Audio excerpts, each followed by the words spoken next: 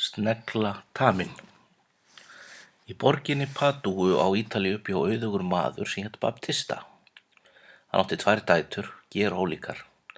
Önnur var ljúf og yndisleg, hin var ægilegt skass. Sú yngri hét Bianca, sú eldri Katrín. Báðar voru þær mjög fallegar.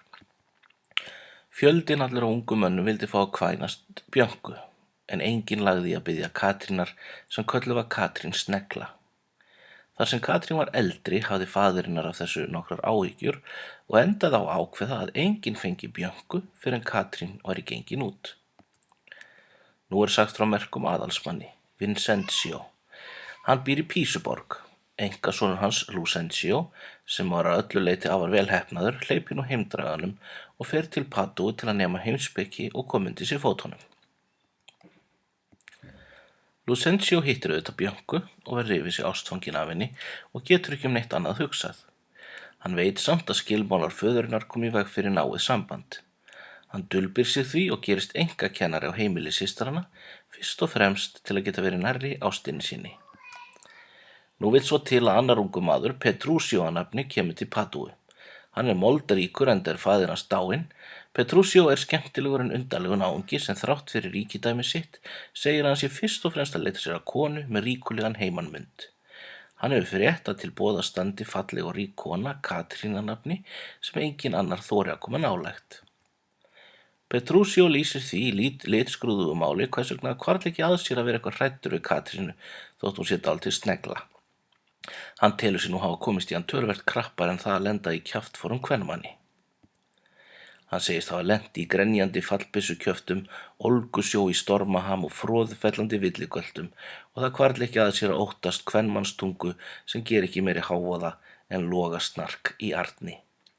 Ef hún ætlar að taka eitthvað skapæð á hann, þá myndi hann bara þykjast vera enn reiðari og temja hana með hennar eigin aðferðum. Petruccio fer á fund Baptista og segir hann sé kominn frá Verónu til að biðja dóttur hans. Hann hafi heyrt að Baptista eigi dótturina Katrínu sem kunsi af fegurð, gáfum, blíðri hógværð, ljúfmennsku og hreinni prýði í háttum. Baptista vill óður og uppvægur losna við Katrínu, en finnst ég samt skylt að nefna að þessi lýsing sé kannski ekki alveg fullkomlega rétt á dóttur sinni. Petruccio segir að það skipti engu og spyr heimanmundin. Baptista segir hann vera 200 hundraða í lausafé og svo erfi hún helming eigna sinna þegar hann deyr. Petruccio líst vel á það og vill semja brúðkaupið á staðnum. Baptista segir að það sé nú æskilegast að tala við Katrínu sjálfa. Það sé nú slæmt að ganga frá svona gegn vilja hennar. Petruccio segir það sé óþarfa smámunir að vera pæli því. Hann muni temja hana ef á þurfa að halda og hann ætli ekki að vera að sleikja hana neitt upp eða skríða fyrir henni. Í því kemur tónlistarkennari Katrínar inn. Hann hafði verið að kenna henni á lútu og hún hafði lamið hann með hljóðfærinu svo fast að nú gekk hann með lútun hálsið og höfuðið upp úr hljóðfærinu. Petruccio er stórlega skemmt og hlær að þessari sjón. Hann segir, þetta er svei mér státinn stelpa. Nú elska ég hana hálfu meir en áður og vil fyrir hvern mun hafa tala af henni. Baptista lofar að leiða þau saman sem fyrst. Petruccio er búinn að ákveða að snúa öll á hvolf sem hún segir. Ef hún skammast ætlar hann að segja hún syngi sem næturgali. Ef hún gretti sig ætlar hann að segja hún brosi sem morgunrós nýstigin upp úr ljúfri daggarlaug.